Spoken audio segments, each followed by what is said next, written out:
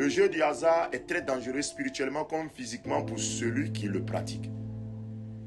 Ces industries de paris sportifs, dont les plus célèbres sont au niveau du football, de tout Paris. Ces industries ont été créées pour nous voler nos étoiles, nos lumières.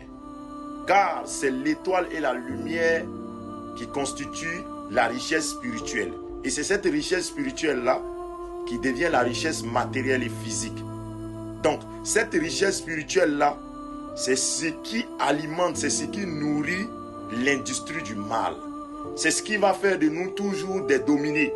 C'est ce qui profite à ceux qui sont au-dessus de nous, ceux qui prétendent être illuminés. Donc, c'est la richesse spirituelle, l'étoile, la lumière qui nourrit la sorcellerie, qui nourrit les sectes, qui les maintient toujours supérieurs à nous. Vous voyez? Et nous, à la place de nos lumières, ils vont nous donner de l'obscurité, l'obscurantisme.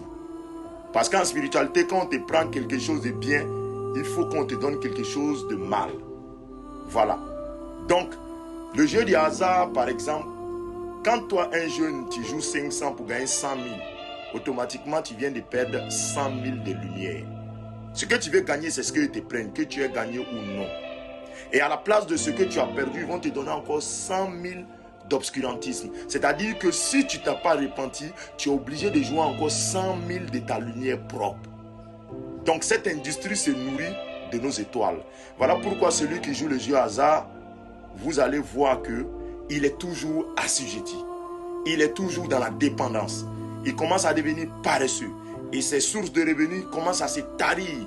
Et spirituellement, il devient pauvre. Et ça va découler dans le monde physique.